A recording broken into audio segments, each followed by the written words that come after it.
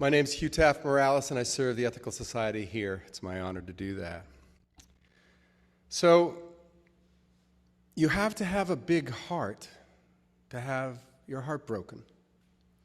I think you also have to have your eyes open, but I think folks with their eyes open and their hearts open constantly face the risk of being heartbroken. I admire people like that. I strive to have a big heart and keep my eyes open, but I don't always.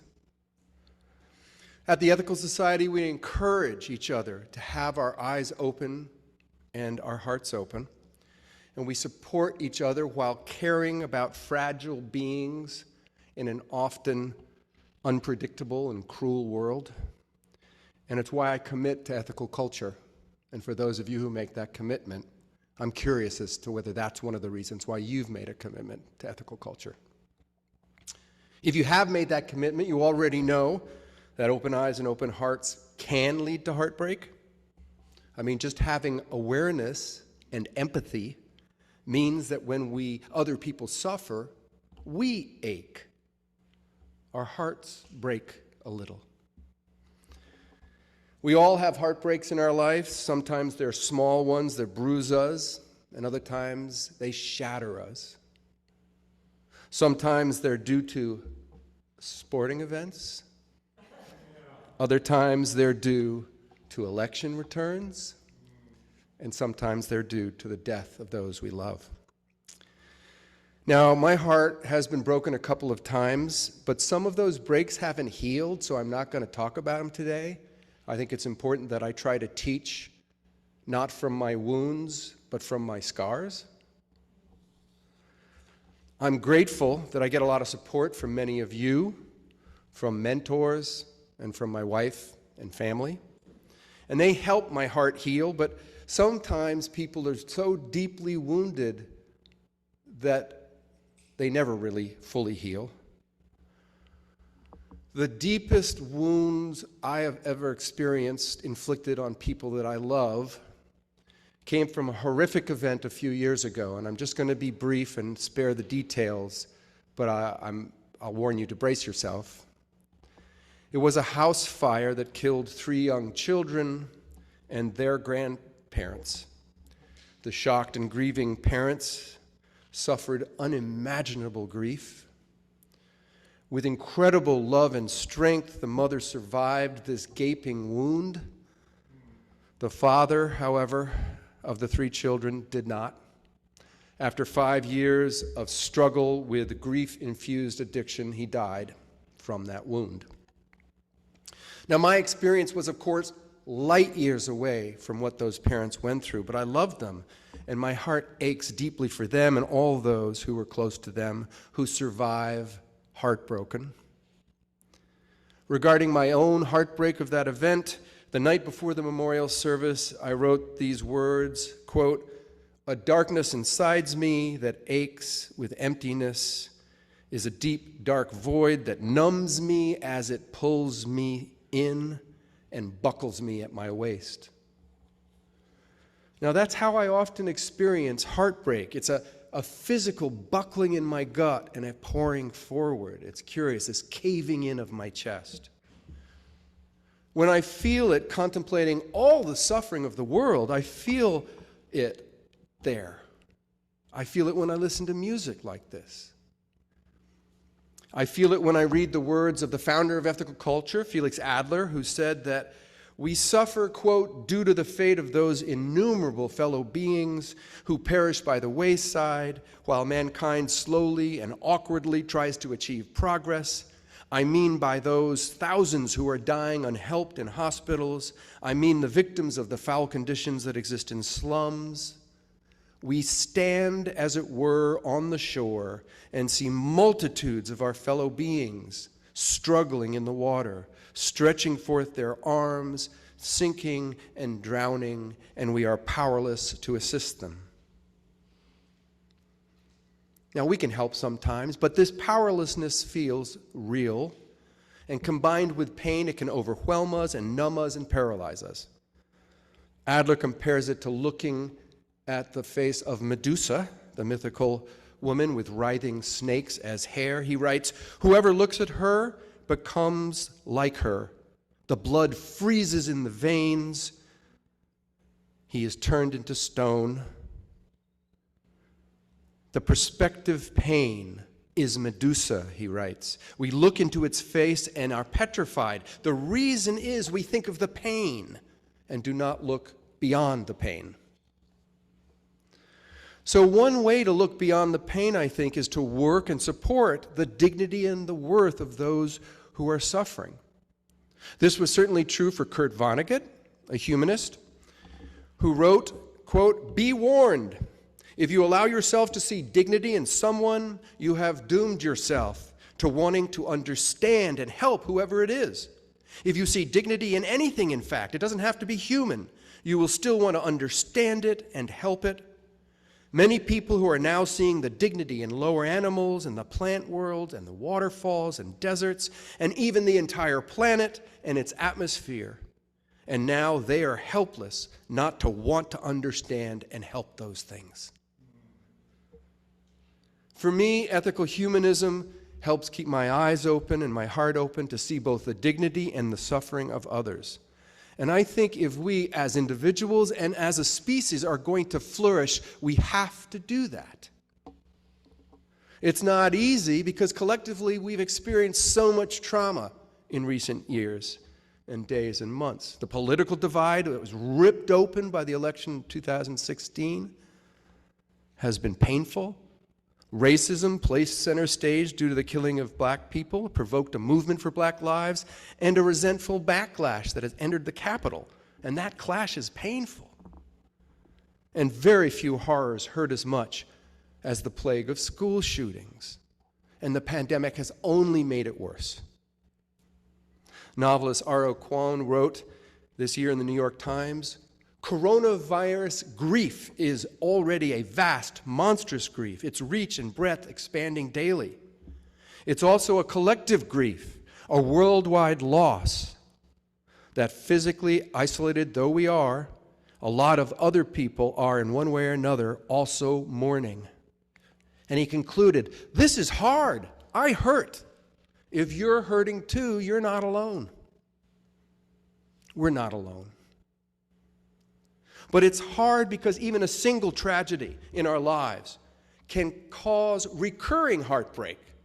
If somebody you love dies, it's not like it happens and then you're done. You go through the grief and it's finished. Heartbreak reoccurs. Sean Cole, who's a producer for This American Life, did a program on cumulative grief, and he said that when people die, it's like they keep on dying in pieces as time wears on. I've been relatively lucky in my life in that my trauma has been manageable, but heartbreak still hurts, and these days collective heartbreak can overwhelm us. So can understanding personal grief help us with our collective grief? I think so, and that's why a few months ago, in an effort to learn more about heartbreak, I went to a book event with Florence Williams, who wrote this book on heartbreak, A Personal and Scientific Journey. And it starts off with the moment that her husband of 25 years walks out of the marriage.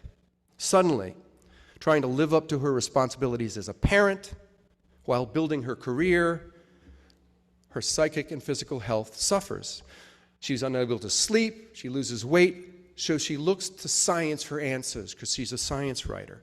And it helped her understand that the shock of romantic and marital breakup, at least, are going to drive many people into overdrive, like it drove her, where she poured herself into her work, engaged in almost obsessive behavior just to sort of avoid that. But the bad feelings didn't go away, and they don't go away until you process them. And you can't process them if you don't feel them. To access the grief, Williams discovers that you have to slow down the frontal cortex. You actually have to stop your hyperactivity to feel grief. There's a brain function for that.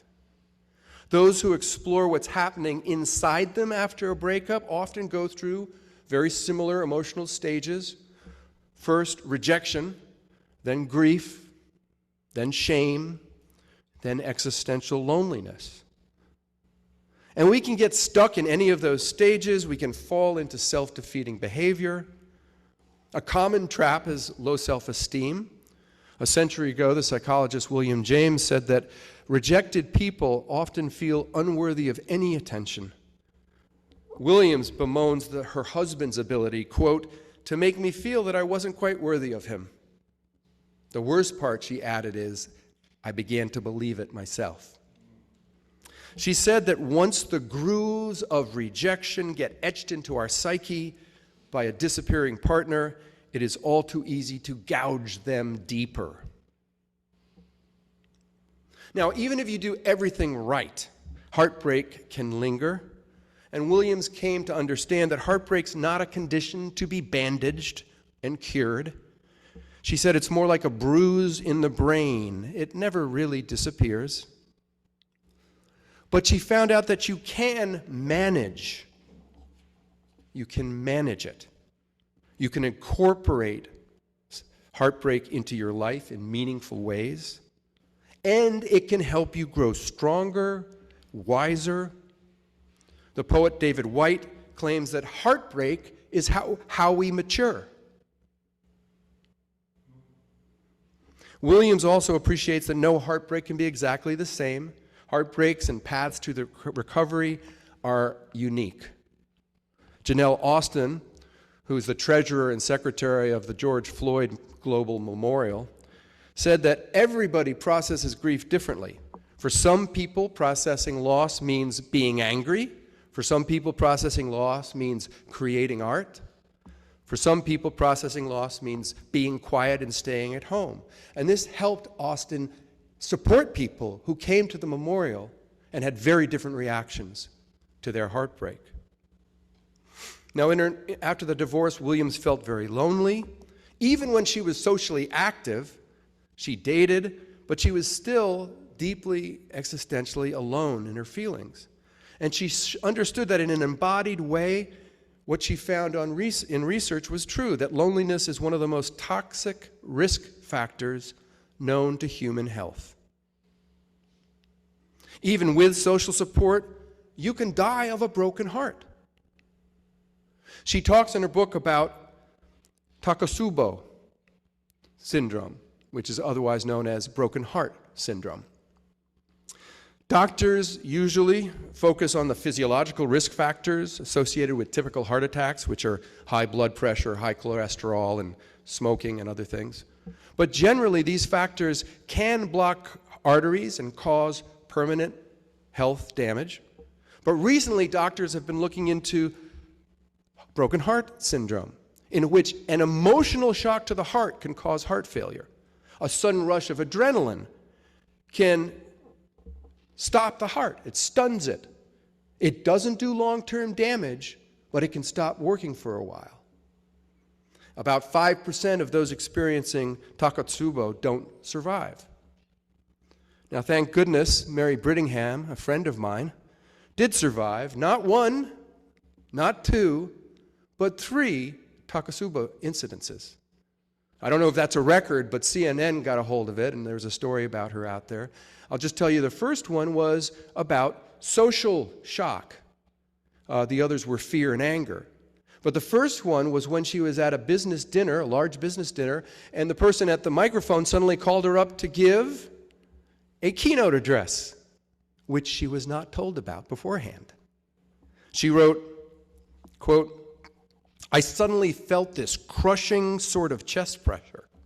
It was very painful, but I wrote it off to anxiety." Later at the hospitals, doctors realized that she had experienced broken heart syndrome. Now, about half of these incidences are caused by emotional shock, things like deep grief that temporarily narrow blood vessels. And it helped Williams understand that she needed to figure out how to heal her heartbreak emotionally to protect her physical health. The psychological challenges of heartbreak are complicated to Williams due to the paradoxical feelings she held inside her. One moment she craved extreme activity, and the next she collapsed on her couch, I get into that phase often. She felt, quote, vacant and dense at the same time. She had mixed feelings about her husband, from nasty anger to abiding love. A line from the Journal of Neurophysiology actually resonated with her about that. It said, when you've been rejected in love, it doesn't mean you stop loving the person.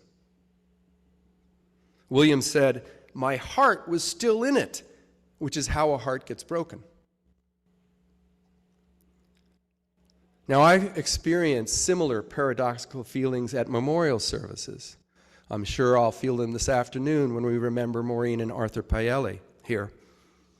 Tremendous grief can be wrapped in tremendous love. This really can't be separating. Gatherings in remembrance of us help us experience this paradox. I mean, we cry and we laugh together. A recent memorial that my wife attended of an adult child of some neighbors, she said that it was simultaneously draining and inspiring, pulling her down and lifting her up. Every heart in the room, she described, was full and breaking. Vulnerability intertwines with love. Now, if we could avoid the risk of not caring deeply and loving fragile things, would we? I hope not. I don't think we can be fully human if our goal is just to avoid pain. The poet Jared K. Anderson gets this across about how our efforts to guarantee no heartbreak in life is going to fail. It's a poem called Vulnerable. You are not safe. Your birth was reckless. Lightning strikes without reason. Countless simple mishaps may be fatal. To live is to collect risk like a bee collects nectar. Yet there is hope in fragility. Our goal was never safety. Our success is not measured in forever. Our years are seasoning, but the meal is meaning. Our task is to become our truest selves and to smile at the knowledge that we will not succeed. I don't want to succeed at being completely safe. I don't want to succeed by building a wall between me and heartbreak. Risk is a part of life. Caring deeply can lead to pain. That's how it's supposed to be. And it helped Williams understand, quote, it was okay to be broken. It was okay to be broken. That it was even perhaps essential to becoming a more porous animal, capable of far more real love than I had known was possible. It would have still taken some time for me to learn that, and to learn that our flaws are not the problems. Rather, it is the failure to forgive them in ourselves and others that trips up our hearts. It's okay to be broken. Williams' recovery was also helped when she realized that heartbreak can fundamentally change our personal identity. She writes, here's the deal. Pair bonding love changes the brain. It changes it in some permanent ways that make us more sensitive to both joy and woe. It gives us a sense of something to lose. Couples that live closely together, you may know, intertwine physiologically. There are studies that say that bodies co-regulate to the point that heart rhythms and other biological processes can align. Relationships change us. No wonder after 25 years of marriage, Williams felt disoriented when her husband left. She said that she literally was, quote, no longer myself. No longer the person she had become over a quarter century. Neuroscientist David Eagleman explained that people you love become a part of you, not just metaphorically, but physically. Your brain refashions itself around the expectation of their presence. One therapist Williams consulted, Chelsea Van Essen, said simply, heartbreak is trauma. It dismantles your identity. Now, at the end of the book, the last third of it, Williams had gone through a lot of different cures, all types of things. But she discovered 3 things that she needed to heal: social support, purpose, and time in nature. That was her recipe for healing.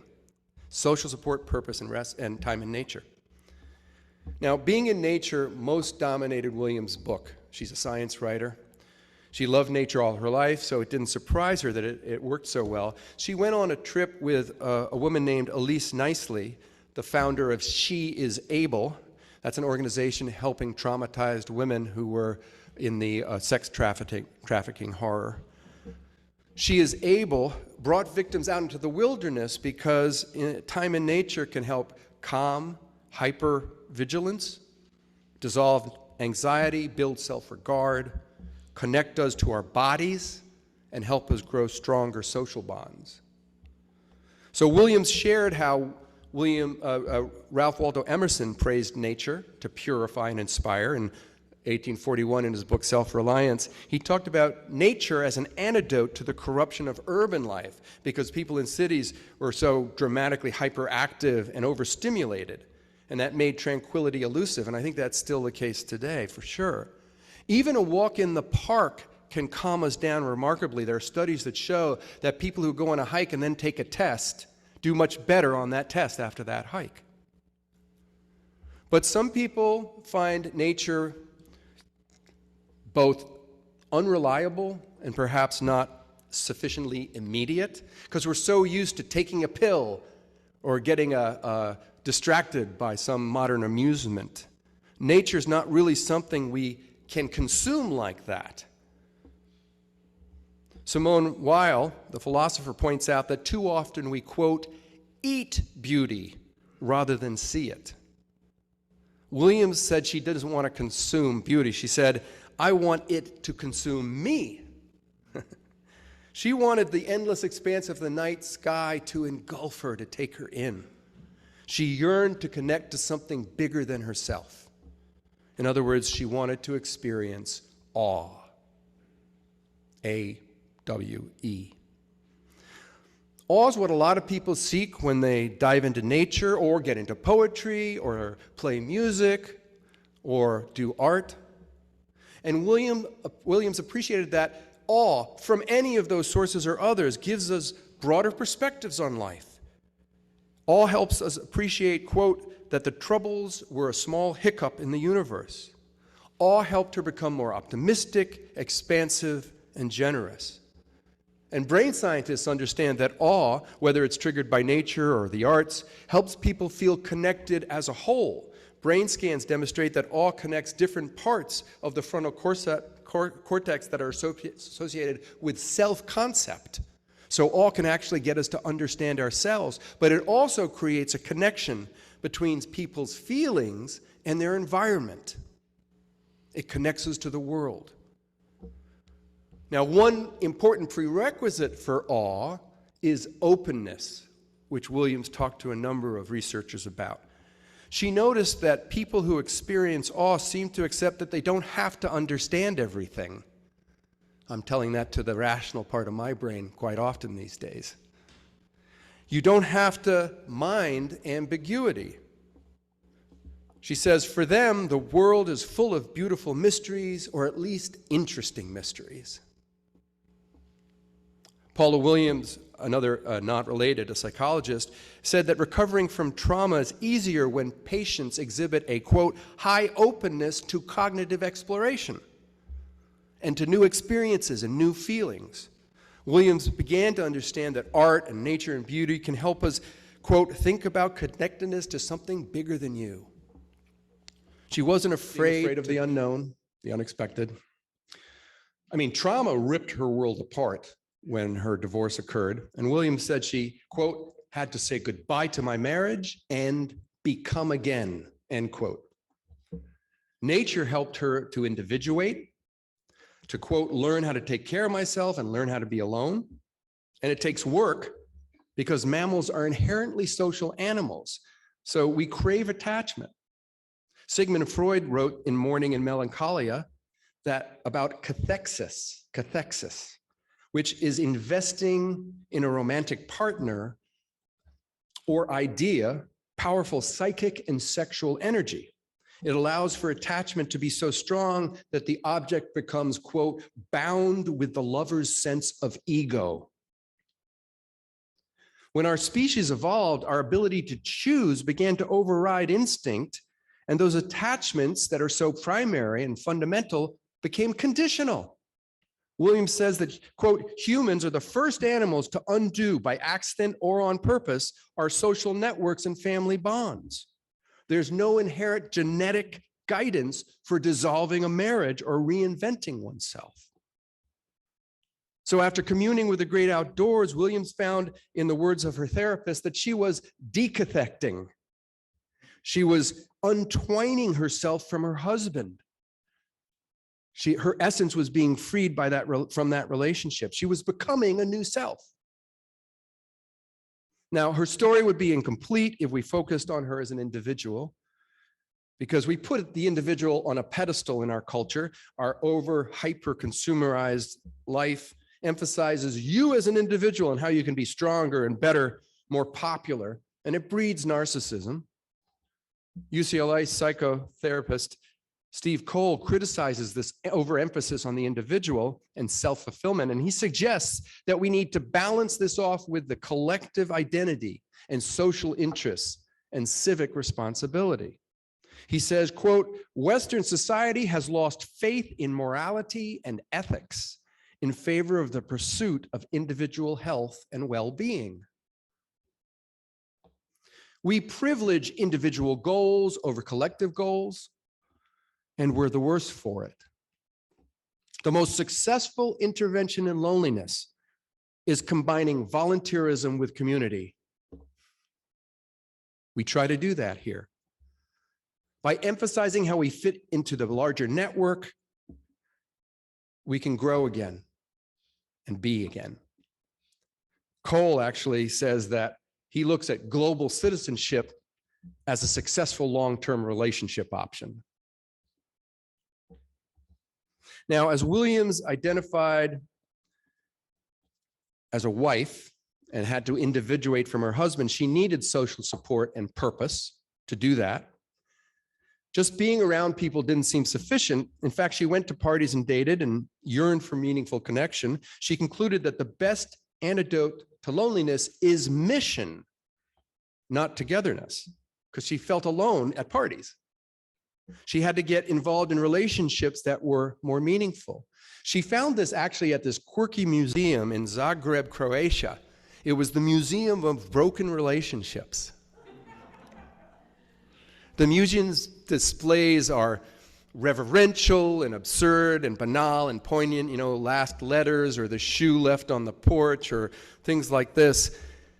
And the museum's variety underscored how each heartbreak is unique.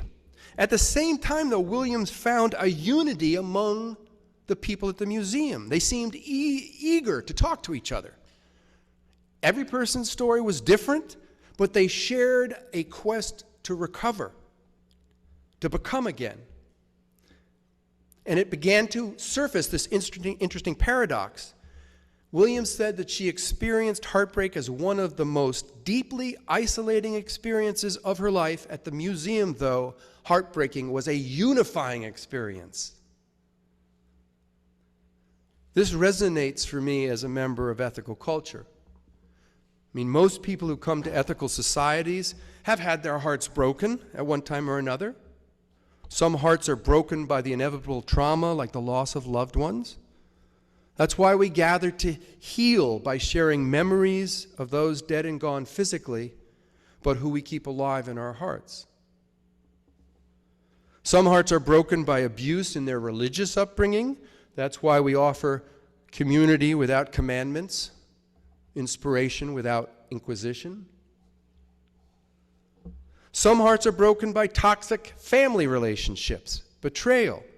That's why we try to build ethical relationships. And most of our hearts have been broken by trying to do good work in a cruel and dangerous world. We see, as Adler put it, multitudes of our fellow beings struggling in the water, stretching forth their arms, sinking and drowning. And in our weaker moments, when the pain feels overwhelming, we may lose our best selves and retreat from the world. We close our eyes, we close our hearts, or both. I do this sometimes. But in contemplating heartbreak and in connecting with the spiritual pain that some days weigh me down or buckles me at my waist or stabs me like a knife, I'm learning that heartbreak can help build resiliency and strength. Williams said that, quote, "As much as it hurts, misery is intended to be adaptive. It drives us to reconnect." So breaking up, building a new home, dealing with custody of children was difficult, but Williams said that she chose to reconnect and rebuild connections between herself and others. And that's, I think, our collective challenge as a nation. It's heartbreaking when we drift apart. I mean, we have to reconnect here at the Ethical Society after a couple of years of social distancing. We have to reconnect after struggling with the process of figuring out how to do social justice, which is hard work. The citizens of this country are heartbroken due to a cycle of suffering and hatred and terror that deepens political extremism. So we have to reconnect as a nation, which will require truth-telling, healing wounds, and rebuilding trust. And it's going to take a lot longer than this next Tuesday to do that. We have a long road ahead of us. So can admitting, understanding, and processing our collective heartbreak bring us closer together? This American Life producer, Bim Adewumne, thought so when he visited that George Floyd memorial I talked about. He was struck by the unifying power of grief and how it can drive us to both nurture empathy and build justice. Adewumne explained, "The point of the place like the George Floyd memorial is that it means many things to many people, all at the same time. Grief is vast and it is strong, which means it can carry a lot inside it." End quote. The heartbreak that we share at the Ethical Society and in many corners of the world can and must be used to become again. Williams became again after her world fell apart, and we must do so as well. Ethical humanism invites us to keep our eyes open and our hearts open and keep working for a better world. The young poet Amanda Gorman frames this heartbreak into a call for healing and resilience and change. It's a poem called "Hymn for the Hurting," and it was published in the New York Times this past May. I'm going to end my talk with her words. "Everything hurts, our hearts shadowed and strange, minds muddied and mute. We can carry tragedy, terrifying and true, and yet none of it is new. We knew it as home, as horror, as heritage. Even our children cannot be children, cannot be. Everything hurts. It's a hard time to be alive, and even harder to stay that way. We are burdened to live out these days, while at the same time blessed to outlive them. This alarm is how we know we must be altered, that we must differ or die, we must triumph or try. Thus, while hate cannot be terminated, it can be transformed into a love that lets us live. May we not just grieve but give, may we not just ache but act. May our signed right to bear arms never blind us of our sight from shared harm. May we choose our children over chaos. May another innocent life never be lost. Maybe everything hurts, our hearts shadowed and strange, but only when everything hurts, may everything change." Thank you.